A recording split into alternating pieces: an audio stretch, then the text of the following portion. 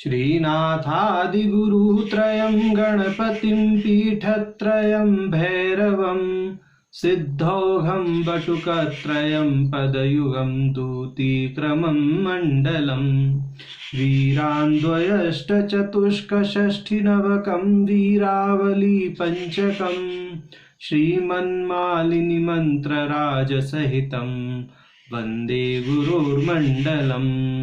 नारायण। श्री तंत्रालोक की श्रृंखला में हम तंत्रालोक के प्रथम आनेक की प्रारंभिक 94 कारिकाएं देख चुके थे, जिनमें हमने ग्राम धर्म वृत्ति के विषय में देखा, रामस्थ स्थिति के विषय में देखा और उसको प्राप्त करने के साधन जो ध्यान और जप बताए उसका विवेचन किया। और अभिनव गुप्त जी ने यह ख्यापित किया कि वह जो परम शिव हैं वह अपनी स्वातंत्र शक्ति से संपन्न है और इस स्वातंत्र शक्ति के कारण उनका बहुशक्तित्व है। और यही बात भिन्न भिन्न ग्रंथों में कही गई है और अन्य अन्य ग्रंथों में उन परम शिव को या परम सत्ता को भिन्न भिन्न नामों से बताया गया है और उनकी भिन्न भिन्न नामों की निरुक्ति भी करी गई है। अब उसी बात को 95वीं कारिका में ये अभिनव गुप्त जी कहेंगे। ये कहते हैं, देवो ही अन्वर्थ शास्त्रोक्त ही शब्द ही समुपदिश्यते महाभैरव देवोयम पातिर्यः परमः शिवः। कि ये जो भगवान शिव के भिन्न भिन्न नाम बताए गए हैं, परम शिव के जो भिन्न भिन्न नाम बताए गए हैं, वह उनके जो अन्वय अर्थ हैं माने शास्त्रोक्त शब्दों के द्वारा कहे गए हैं। हम ऐसे ही नहीं कह रहे हैं। उन नामों को जो हम प्रयोग करते हैं, परम शिव हुआ, पति नाम है परमात्मा का, एक देव नाम है, भैरव नाम है, बोले ये सब जो है शास्त्र सिद्ध नाम है, ऐसे ही नहीं है। अब ये एक एक नाम का निर्वचन करेंगे। पहले भैरव नाम का निर्वचन करेंगे, उसके बाद में देव शब्द का निर्वचन करेंगे, फिर पति शब्द का निर्वचन करेंगे, फिर शिव शब्द का निर्वचन करेंगे। तो अब क्रमशः ये कारिका 96 से और 100वीं कारिका तक माने इन 5 कारिकाओं में ये भैरव पद का निर्वचन करेंगे। तो क्या कहते हैं अभिनव गुप्त जी, इसका जो है समीक्षण करते हैं। अभिनव गुप्त जी 96वीं कारिका में कहते हैं, विश्वम बिभरति पूर्ण धारण योगेन तेनश्च श्रीयते सविमर्शतया रव रूपतश्च संसार भीरुहितकृतिश्च संसार भीति जनिता द्रवात परामर्शतोपि हृदि जातः प्रकटीभूतं भव भय विमर्शनं शक्तिपाततो येन नक्षत्र प्रेरक काल तत्व संशोषण कारिणो ये च कालग्रास समाधान नरसिक मनसु तेषुश्च प्रकटः संकोच पशुजन भिये यासां रवणं स्वकर्ण देवीनां अंतर्बहिश्चतुर्विध खेचर्यादिक गणस्यापि तस्य स्वामी संसार वृत्ति विघटन महाभीमः। ये इन्होंने कहा। आगे कहते हैं, भैरव इति गुरुभिः इमैः अन्वयर्थे संस्तुतः शास्त्रे, कि शास्त्रों में इस प्रकार से इस भैरव पद की निरुक्ति की गई है। अब कैसे की गई है इसका पहले सरल अर्थ देख लेते हैं, फिर भाष्य पर प्रकाश डालेंगे। सामान्यतः इसका अर्थ है कि विश्वम विभरति पूर्ण धारेण योगेन तेनश्च श्रीयते सविमर्शतया रव रूपश्च संसार भीरुहित कृतिश्च। ये परमात्मा जो है अपनी ही भित्ति पर सारे जगत को प्रकट करते हैं। माने भित्ति भी वही है, बिंब भी वही है, प्रतिबिंब भी वही है, ऐसा बताया था। तो अपनी ही भित्ति पर ये प्रतिबिंब रूप में उस जगत को प्रकट करते हैं और उस विश्व के द्वारा माने वह विश्व का उसको धारण भी करते हैं, उसको पोषित भी करते हैं। विभरति इस पद से धारण और पोषण ही लिया गया है, भाष्यकार आगे से बताएंगे। और वह विश्व भी उनका सेवन करता है ना। तो इस दृष्टि से विश्व के द्वारा वह सेवित हैं और उनके द्वारा विश्व धारित और पोषित है। इस दृष्टि से वह परमात्मा या परम शिव भैरव कहलाते हैं। तो इस विश्व का भरण और रवण करने के नाते वह क्या कहलाते हैं? भैरव कहलाते हैं। अब कहते हैं संसार भीरु हितकृतश्च, जो संसार से डरे हुए लोग हैं उनका कल्याण करते हैं, इस दृष्टि से उनको भैरव कहते हैं। अब आगे कह रहे हैं अभिनव गुप्त जी, संसार भीति जनित द्रवातः परामर्शतोपि हृदय जातः, कि जो संसार से त्रस्त लोग होते हैं वो क्रंदन करते हैं, भगवत विषय क्रंदन करते हैं, आत्म प्राप्ति के लिए, भगवत प्राप्ति के लिए क्रंदन करते हैं। और ये जो क्रंदन है, अब क्या कहेंगे, ये जो क्रंदन है, यह क्रंदन ही जो है उनके मुक्ति में हेतु होता है। इस दृष्टि से ये जो रव है, माने भक्तों के द्वारा जो भगवत प्राप्ति रूपी रव है, क्रंदन है, वह भी भैरव है। अब आगे कहेंगे संसार भीति जनितात्र वात परामर्शो हृदय जाता, ये तो हो गया। प्रकटीभूतम भव भय विमर्शनम शक्तिपात तो ये न, और संसार से विमुक्ता देने वाले, भव भय विमर्शनम, इस पद से संसार से विमुक्ता देने की बात कही जाएगी, आगे भाष्यकार स्पष्ट करेंगे कि संसार से विमुक्ता देने में और शक्तिपात में जो कारण है, भव भय विमर्शनम शक्तिपात तो ये न, तो जिनके द्वारा संसार से विमोह होता है और जो शक्तिपात करते हैं वह भैरव हैं। अब आगे कह रहे हैं नक्षत्र प्रेरक काल तत्व संशोषण कारिणो येश्च कालग्रास समाधान रसिक मन सुतेषु च प्रकट, कि नक्षत्र प्रेरक काल तत्व को जो शोषित करने में समर्थ होते हैं, काल का ग्रास करने में जो समर्थ होते हैं, ऐसे समाधिस्थ योगियों के मन में जो प्रकट होता है वह तत्व भैरव तत्व कहलाता है, ऐसा कह रहे हैं। अब आगे कह रहे हैं संकोचि पशु जन भी आसाम रवणम स्वकर्ण देवी नाम अंतर बहिश्चतुर्विधि खेचर्यादिक गणस्यापि, बोले ये जो समूह है, माने जो संकोची पशु है, जो जीव है, भिन्न भिन्न प्रकार के जो जीव हैं, सभी जीवों, ठीक है, उनकी जो इंद्रियां हैं, उन इंद्रियों को वहां कहा गया है स्वकरण देवी। जिन इंद्रियों को यहाँ स्वकरण देवी पद से कहा गया है, तो ये जो इंद्रियां हैं, इन इंद्रियों का रव और अंतर बहिश्चतुर्विध, अंतर बहि चतुर्विध से यहाँ पर खेचर आदि, खेचरी, गोचरी, दिगचरी, भूचरी, इन शक्तियों का समूह, और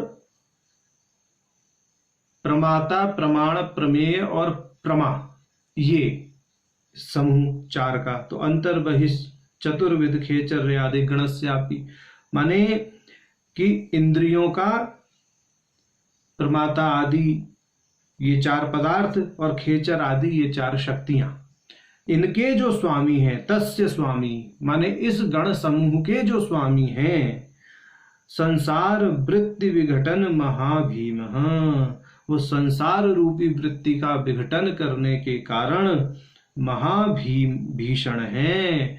और उन्हीं को आगे क्या कहा इन्होंने, इति भैरव, उन्हीं को भैरव कहा गया है। गुरु भी ही इमहि अन्व्यर्थे संस्तुतम शास्त्रे, ऐसा गुरुओं के द्वारा शास्त्रों में कहा गया है। तो इस दृष्टि से अभिनव गुप्त जी ने भैरव पद का षड्विध निर्वचन यहाँ प्रस्तुत किया है। तो उसमें जो प्रथम निर्वचन उन्होंने दिया 96वीं कारिका में, विश्वम विभरति पूर्ण धारण योगेन तेनश्च श्रीयते, इस विषय में भाष्यकार जी क्या कहते हैं, उनके भाष्य पर जो है दृष्टि डालते हैं। भाष्यकार जी कहते हैं विवर्ति धारयति पोषयतिश्च स्वात्म भित्ति संलग्नत्वेन तद उल्लासनात् तेन इति विश्वेन भ्रियते इति धार्यते पोष्यतेश्च तस्य विश्वमयत्वेन एव सर्वत्र स्फुरणात् रव रूपतः इति शब्दन स्वाभाव्यात् तेन भरणात् रवणातश्च भैरवः इयं निरुक्तः। तो इन्होंने ये कहा है कि परम शिव जो है वह अपनी स्वात्म भित्ति पर इस जगत को प्रकट करते हैं। और ये स्वात्म भित्ति से संलग्न होने के नाते ये जो विश्व है वह प्रतिबिंब रूप में परम शिव का उल्लास ही है और परम शिव से अभिन्न भी है। माने बिंब दर्पण से भिन्न होते हुए भी जो बिंब का प्रतिबिंब होता है वह बिंब से और दर्पण से दोनों के साथ में एक ही भूत होकर के दिखता है। यदि बिंब ना हो तो प्रतिबिंब नहीं होगा, यदि दर्पण ना हो तो भी प्रतिबिंब नहीं होगा। इस दृष्टि से और यहाँ तो माने यहाँ इनका जो प्रतिबिंबवाद है तांत्रिकों का, यहाँ तो दर्पण भी उसी की अपनी स्वात्म भित्ति है। तो यहाँ इसी दृष्टि से यहाँ कहते हैं स्वात्म भित्ति संलग्नत्वेन तद उल्लासनात्, माने जो स्वात्म भित्ति है उससे संलग्न होने के नाते ये जो विश्व प्रतिबिंब रूप में उल्लसित हो रहा है वस्तुतः यह परम शिव से अभिन्न है। और इस प्रतिबिंब रूपी विश्व का जो पोषण करते हैं, इस विश्व को जो धारण करते हैं और उस विश्व के द्वारा जो धारित और पोषित हैं अर्थात सेवित हैं उनका नाम भैरव है। अब आगे कहेंगे विश्वमयत्वेन एव सर्वत्र स्फुरणात्, कि परम शिव की विश्वमयता होने के कारण वह सर्वत्र स्फुरित हैं। और इन्होंने बोल दिया रव रूपतः इति शब्द स्वाभाव्यात, कि रव रूप होने से वह शब्द स्वभाव वाले हैं, परावाक स्वरूप वाले हैं। या और शब्द आदि रूपों में जो प्रकट सृष्टि है वह सब भैरवात्मक है, रव रूपात्मक है। माने शब्द आदि जो तन्मात्राएं हैं, शब्द आदि जो अपंचीकृत पंच महाभूत हैं, उनसे जो ये आगे की सृष्टि पूरी बनी है उस दृष्टि से भी अगर देखा जाए वेदांत की दृष्टि से तो भी वह शब्द आदि जो हैं वह भैरव के ही उल्लास हैं और तांत्रिकों की अपनी प्रक्रिया है ही है। तो यह हर एक जगह जहां पर भी शब्द और भैरव ये दो पद आएंगे उसको यह परम शिव से ही जोड़ करके देखते हैं तांत्रिक लोग। तो ये कह रहे हैं कि जितनी भी सृष्टि है माने परावाक स्वरूप जो है पारमार्थिक दृष्टि से और शब्द आदि जो अपंचीकृत पंच महाभूत है उनसे उद्भूत जो सृष्टि है व्यावहारिक और लौकिक दृष्टि से वह सब उस भैरव से अभिन्न है, उस भैरव से भरी हुई है। वह भैरव ही उसको द्रवीभूत करते हैं, माने उसको फैलाते हैं और वह भैरव ही उसमें भरे हुए हैं। इसलिए भरणात रवणातश्च भैरवः, इस विश्व में सर्वत्र भरे होने के कारण शब्द रूप से इसको द्रवीभूत करने के कारण परमात्मा भैरव कहलाते हैं। ऐसा ये कहा है इन्होंने। अभी आगे कहते हैं संसार भीरु हितकृतश्च, कि संसार से जो डरे हुए लोग हैं उनका कल्याण करने वाले जो हैं उनको भैरव कहते हैं।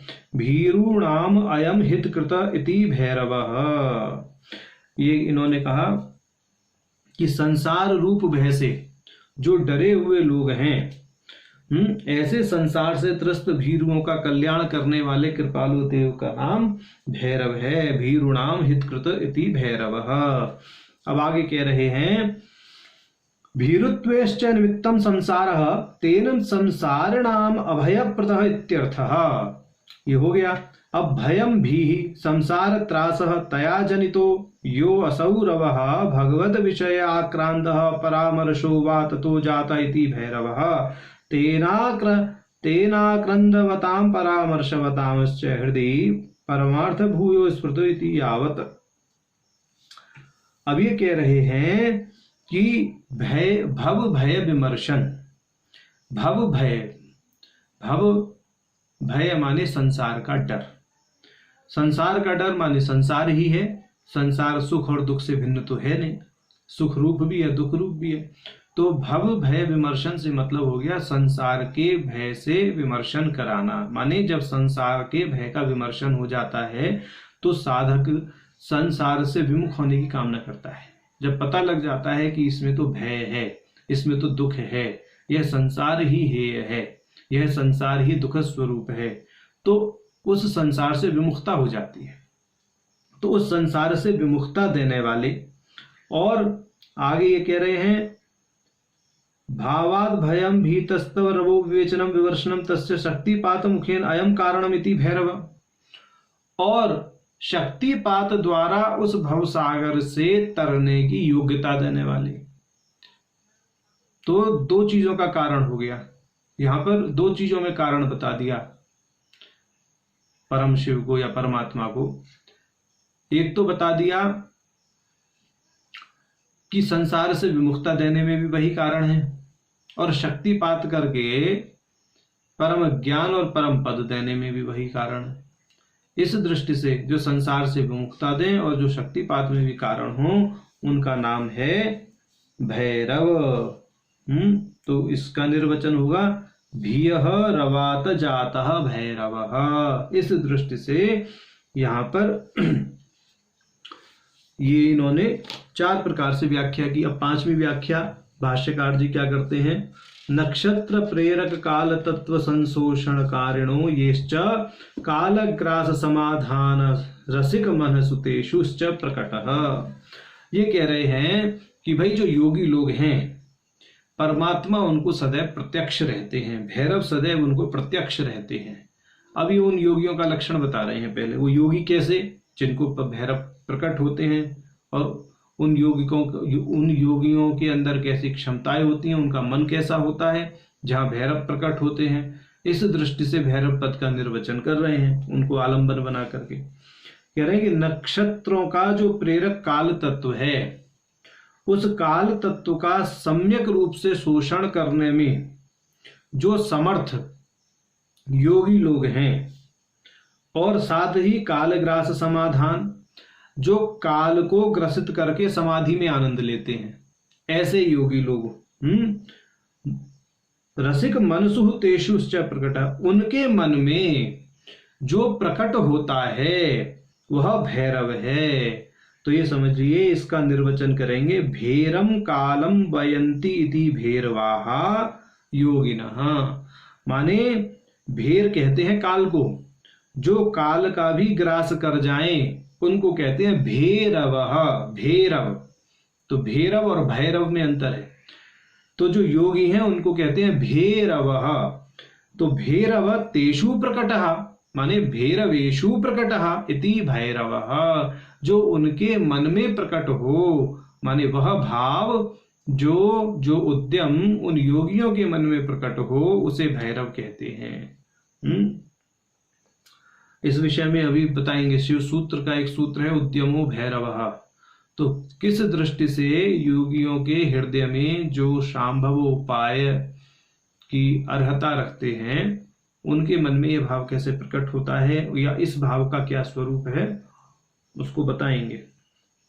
अब आगे सातवें छठे प्रकार से ये व्याख्या करते हैं, संकोची पशु जन भिये यासाम रवणम स्वकरण देविनाम अंतर्बहिश्चतुर्विध खेचर्यादिक गणस्यापि तस्य स्वामी संसार वृत्ति विघटन महाभीमम भैरव इति। ऐसा कह रहे हैं कि जो संकुचित पशु है, संकुचित पशु माने जीव, भिन्न भिन्न योनियों में जो जीव हैं उन सबको संकुचित पशु समझिए, परंतु मोक्ष की योग्यता मनुष्य रखते हैं। तो इस दृष्टि से यहाँ मनुष्य की बात करें तो संकुचित मनुष्य के बहुत सारे क्लेश हैं, बहुत लंबी चौड़ी क्लेश राशि है, उसमें सुख हैं, दुख हैं, दुनिया भर का प्रपंच भरा पड़ा है उनका, वो सारा प्रपंच क्लेशात्मक ही है। तो ये जो पशुओं के नाना प्रकार के क्लेश हैं, उन क्लेशों के निराकरण के लिए, रवण करने के लिए, तो निराकरण के लिए माने उनके विनाश के लिए, कि क्लेश का नाश हो, उनके क्लेश द्रवीभूत हो जाएं, समाप्त हो जाएं, उसके लिए, उस हेतु में जो रवण करने वाली पशु की इंद्रियां हैं, रवण करने वाली पशु की इंद्रियां क्या हैं, कि माने इच्छा होती है, उसको प्राप्त करने के लिए पदार्थों का ग्रहण किया जाता है। माने किसी वस्तु के ग्रहण की इच्छा हुई, इंद्रियां उस वस्तु को ग्रहण करेंगी, तो माने इंद्रियां विचलित सी हो जाती हैं किसी पदार्थ को प्राप्त करने के लिए। तो उस दृष्टि से यहाँ पर स्वकरण देवी नाम पद को उपयोग किया है इंद्रियों के लिए, कि ये क्या है कि यासाम रवणम स्वकरण देवी नाम, कि ये जो इंद्रियां रवण करती हैं क्लेश से प्राप्ति के लिए, क्लेश की प्राप्ति हो। कैसे क्लेश की प्राप्ति हो? कि भोग्य पदार्थों की प्राप्ति हो, ऐसा क्लेश है ना, कि जब आवश्यकता है भोज्य पदार्थ खाने की तो उस भोज्य पदार्थ की प्राप्ति हो, उससे सुख भी मिलेगा, अच्छा नहीं बना तो दुख भी मिलेगा। तो इस दृष्टि से, परंतु इसके विपरीत ऊपर इन्होंने कह दिया कि संसार के त्रास से मुक्ति देने में भी भगवान जो परम शिव है वह कारण है। तो दोनों ही दृष्टि से यहाँ पर देखिए कि इंद्रियां जब विषयोन्मुख हों, जब वो क्लेश की तरफ जाएं उस समय भी, और जब मन चंचलता को छोड़ करके स्थिरता की तरफ जाए तब भी, यह स्वकरण देवियां जो है बड़ा महत्व रखती हैं। तो इन स्वकरण देवियों का माने इंद्रियों का यहाँ पर उल्लेख किया गया है। तो ये जो स्वकरण देवियां हैं इनको एक पक्ष में अलग रख दीजिए। अब दूसरी बात कहते हैं अंतर बहिश्चतुर्विध खेचर्यादिक गणस्यापि। ये अंदर बाहर के 4 प्रकार के ये जो पदार्थ हैं इनको दूसरे पक्ष में रख दीजिए। तो वो 4 प्रकार के पदार्थ क्या हैं? प्रमेय, प्रमाता, प्रमाण और प्रमा। इस 4 के जो है समूह को अलग रख दीजिए, और इसके अतिरिक्त खेचरी, गोचरी, दिग्चरी और भूचरी, इन 4 के समूह को अलग रख दीजिए। तो इस दृष्टि से रवण करने वाली इंद्रियां जो भोग्य पदार्थों को प्राप्त करना चाहती हैं ऐसी इंद्रियां, और मन की स्थिरता होने पर जो स्वयं भी शांत हो जाती हैं ऐसी इंद्रियां, एक तो वो समूह हो गया। दूसरा प्रमाण, प्रमेय, प्रमाता, प्रमा, एक इसका समूह हो गया, और एक खेचरी, भूचरी, दिक्चरी और गोचरी, इन शक्तियों का समूह हो गया। तो इन समूहों के जो स्वामी हैं, तस्य स्वामी, इनके जो स्वामी हैं, संसार वृत्ति विघटन महाभीमः, जो संसार रूपी वृत्ति का विघटन करने में समर्थ हैं, महाभीम हैं, भीषण हैं। यहाँ भीषण पद से भैरव को ही कहा गया है, उनको समझना चाहिए। तो भीरवाणाम स्वामी भैरवाहा, इस दृष्टि से यहाँ पर इसका निर्वचन होगा। तो ये जो बताई गई यहाँ पर 3 प्रकार से जो बताए गए गण, पहला इंद्रिया, दूसरा प्रमाता, प्रमाण, प्रमेय, प्रमा, और खेचरी, दिक्चरी, भूचरी, गोचरी, ये शक्तियां, इनको बोला गया भीरवा। इन भीरवाओं का यानी भीरवाणाम स्वामी भैरव, इनका स्वामी, इन भीरवाओं का स्वामी जो है वो भैरव है, ऐसा कहा। अब आगे कहते हैं भैरव इति गुरुभिः इमैहि अन्व्यर्थे संस्तुतः शास्त्रे। तो इन अन्वय अर्थों से, मतलब ये जो हमने भैरव के 6 प्रकार से निर्वचन बताए, इनसे हमारे गुरुओं के द्वारा शास्त्रों में वह परम तत्व भैरव कहा गया है। माने इस दृष्टि से, इन 6 दृष्टियों को ध्यान में रख करके गुरु लोगों ने उस परम तत्व को शास्त्रों में भैरव नाम से कहा है, या हमारे गुरु और शास्त्र दोनों ही इन दृष्टियों से भैरव पद की निष्पत्ति करते हैं, ऐसा यहाँ पर ये कह रहे हैं। अब भाष्यकार इस 100वीं कारिका के भाष्य में कहते हैं यदुक्तम, कि ऐसा भी कहा गया है भ्रियात सर्वम रवयति सर्वदो व्यापकोखिले इति भैरव शब्दस्य सततोच्चारणात् शिवः, कि जो सबका भरण करता है, सदा शब्दन करता है, संपूर्ण विश्व में जो व्याप्त है, इस प्रकार भैरव शब्द का सतत उच्चारण करने से जो साधक है वह साक्षात शिव हो जाता है। अब आगे कह रहे हैं भरणात भरित स्थिति ही, भरण करता है इसलिए वह भरित स्थिति को प्राप्त है, वह पूर्ण है। वह पूर्ण है तभी तो भरण कर सकता है, जो पूर्ण नहीं होगा वो भरण कैसे करेगा। ये भी सही बात ही है। तो भरणात भरित स्थिति ही, वह भरण करता है क्योंकि वह भरित स्थिति वाला है, पूर्णता वाला है। तो इस दृष्टि से ये भैरव पद का निर्वचन यहाँ अभिनव गुप्त जी ने 95 से और 100वीं कारिका तक किया, और इस पर भाष्यकार जी के भाष्य के अनुसार हमने भी उसका विवेचन किया। अब इसके अतिरिक्त भैरव शब्द के विषय में एक तो ग्रंथ और देख लेने चाहिए। क्षेमराज जी ने शिवसूत्र के ऊपर शिवसूत्र विमर्शनी टीका लिखी है। वरदराज जी ने शिवसूत्र विमर्शनी के ऊपर शिवसूत्र वार्तिक लिखे हैं, और क्षेमराज जी से पहले भट्ट भास्कर जी ने भी शिवसूत्र पर वार्तिक लिखे हुए हैं। तो वहां पर भी इन्होंने भैरव पद की बहुत सुंदर निष्पत्ति की है, भट्ट भास्कर जी ने और क्षेमराज जी ने। यद्यपि भरतराज जी ने तो क्षेमराज के भाव को ही एक तरह से कहें तो ज्यों का त्यों श्लोकों में प्रो करके रख दिया है, क्योंकि क्षेमराज जी ने तो गद्यात्मक रूप से व्याख्या की है शिवसूत्र विमर्शनी में। और इसके अतिरिक्त ललिता सहस्रनाम में जो भगवती का 231वां नाम है महाभैरव पूजिता, उसमें भी भास्कर राय जी ने महाभैरव के विषय में जब निर्वचन किया है भैरव पद का, तो वहां पर भी उन्होंने भैरव के विषय में काफी अच्छे रहस्य खोले हैं। तो ये तीनों चीजें देख लेनी चाहिए। हम यहाँ पर इन तीनों का सार संक्षेप बता देते हैं।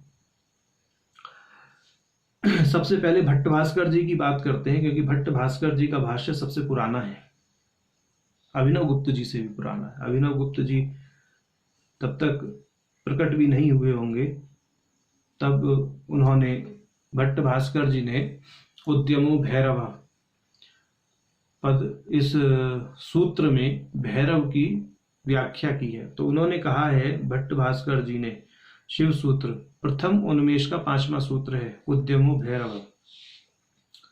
भट्ट भास्कर जी कहते हैं परिपूर्ण स्वरूपस्य शिवस्य इत्थं चिदात्मनः स्वस्वरूप परित्यागम कार्यम प्रत्युद्भूषतः भाव उद्योग उन्मेषः उद्यमः परिभाष्यते तदेव जगताख्यातं शारवं तत्त्वश्च भैरवम् तत्रापि स्वपरिस्पन्द स्फुरत्तायां स भैरवः। और आगे बहुत सुंदर बात कहेंगे ये, भरणात् रमणात् अत्र वमनादपिश्चोच्यते अखंडित निजाभास प्रथनादपि चिद विभो। इन्होंने इतना सुंदर वर्णन कर दिया है कि इस सृष्टि का जो भरण करता है, इसका जो रवण करता है, इसका जो वमन करता है, वही भैरव है। और अखंडित निज स्वभाव वृत्ति रूप होने के कारण, आत्मस्वरूप होने के कारण यह चिद है, विभु है, व्यापक है। माने उस निर्गुण निराकार सत्ता को इन्होंने लक्ष्य किया है। ये किसी प्रकार से उस साकार स्वरूप को, भैरव के साकार स्वरूप को यहाँ लक्ष्य नहीं किया गया है। किसी भी तांत्रिक ग्रंथ में, किसी भी दार्शनिक पक्ष से यदि आप देखेंगे, प्रयोग पक्ष को अलग रख करके, तो सर्वत्र उस निराकार सत्ता का ही गुणगान है, उस निर्विकार सत्ता का ही गुणगान है, उस निर्गुण सत्ता का ही गुणगान किया गया है। अब प्रयोग में भैरव के भिन्न भिन्न रूप आ जाते हैं। बटुक भैरव है आपदाओं से उद्धार करने के लिए, बटुक भैरव की साधना करते हैं लोग, ठीक। स्वर्णाकर्षण भैरव की साधना करते हैं कि धन की प्राप्ति हो जाए। आकाश भैरव की प्राप्ति करते हैं कि हमारी सिद्धि प्रसिद्धि हो जाए, हमारा वर्चस्व बने। इसलिए काल भैरव की साधना करते हैं, उपासना करते हैं, ताकि हम काल विजयी हो जाएं, सभी कालों में हमारी जीत होती रहे। तो इस दृष्टि से भैरव की भिन्न भिन्न उपासनाएं होती हैं लौकिक दृष्टि से, परंतु पारमार्थिक दृष्टि से भैरव की प्राप्ति के लिए तो कोई साधना नहीं कर रहा है, जो प्राय विज्ञान भैरव में बताई गई है। तो उन पर भी ध्यान होना चाहिए। ये काल भैरव, बटुक भैरव, आकाश भैरव, स्वर्णाकर्षण भैरव, ये जितने भी सगुण रूप हैं भैरव के, ये लोक साध सकते हैं, परलोक नहीं साध सकते, ये ध्यान रखिए। परलोक साधना है तो उसके लिए बिल्कुल वही ध्यान करना पड़ेगा जिसकी चर्चा कल बताई थी, कल हुई थी। बिल्कुल निराकार ध्यानम या निश्चला बुद्धि निराकारा निराश्रया, इस दृष्टि से तभी उस परम पद भैरव की प्राप्ति होगी। अब आगे ये तो भट्ट भास्कर जी का मंतव्य हमने बताया। अब इस विषय में क्षेमराज जी क्या कहते हैं? उद्यमो भैरव सूत्र में क्षेमराज जी का मंतव्य है, योयम प्रसद रूपाया विमर्शमय्यायाः संविदो जगति उच्छलनात्मक पर प्रतिभा उन्मज्जन रूप उद्यमः स एव सर्वशक्ति सामरस्येन अशेष विश्व भरितत्वात् सकल कल्पना कुलालंकवलनमयत्वाच्च भैरवो। ऐसा इन्होंने कह दिया कि ये जो प्रसद रूपा वृत्ति है, माने जब साधक का मन निर्मल होता है ना, तो उसको अकस्मात किसी क्षण विशेष में एक ऐसा प्रतिविज्ञान होता है, उसका विस्मय हट जाता है, माने जो उसका विस्मरण है वो भी हट जाता है, और उसको ऐसा प्रतिविज्ञान होता है कि मैं ही इस समस्त विश्व के रूप में उल्लसित हूं। इस तरह का जो स्वात्म संविद संवेदन है वही भैरव कहा गया है। ये इन्होंने संक्षेप में बता दिया क्षेमराज जी ने शिवसूत्र विमर्शनी में। इसके अतिरिक्त भरतराज जी ने तो शिवसूत्र वार्तिक जो लिखे हैं उसमें क्षेमराज जी की ही बात को अपने शब्दों में कह दिया है, उन्होंने कुछ नवीनता तो नहीं दी है। अब इसके अतिरिक्त भास्कर राय जी ने महाभैरव पूजिता नाम जो है भगवती का, उसमें जो भैरव पद का निर्वचन किया है, उन्होंने कहा है भरण रमण बमन करता सृष्टि स्थिति समृतिकारी परम शिवो भैरवः। माने उन्होंने ये स्पष्ट कर दिया यहाँ भरण रमण और बमन ये सृष्टि स्थिति और संहार ये जो कृत्य हैं, इन कृत्यों के उपलक्षण है, वो इन कृत्यों को ही प्रदर्शित करते हैं, उपलक्षण नहीं है। ठीक, माने भरण रमण बमन जो हैं इनसे सृष्टि स्थिति संहार तिरोधान निग्रह यही समझना चाहिए। ये इन्हीं को परमात्मा जब भरण करते हैं तो माने पोषण करते हैं, बमन करते हैं माने सृष्टि करते हैं, रमण करते हैं तो माने उसको द्रवीभूत करते हैं। तो इस दृष्टि से कह रहे हैं कि ये जो कृत्य हैं पंच कृत्य या प्रकारांतर से त्रिविध कृत्य जो हैं, ये भरण रवण बमन के साथ समायोजित करके देखने चाहिए कि जो भरण रवण बमन करता सृष्टि स्थिति समृतिकारी जो परम शिव है वही भैरव नाम से कहे जाते हैं। ऐसा भास्कर राय जी का मत है ललिता सहस्त्र नाम में। तो इस दृष्टि से ये भैरव पद की व्याख्या हमने तंत्रालोक के 95 से और 100वें श्लोक तक देखी। अब आगे ये देव पद का निर्वचन करेंगे, तदंतर पति और शिव पद का निर्वचन करेंगे इसी प्रकार, तब आगे उसको भी देखेंगे। नारायण।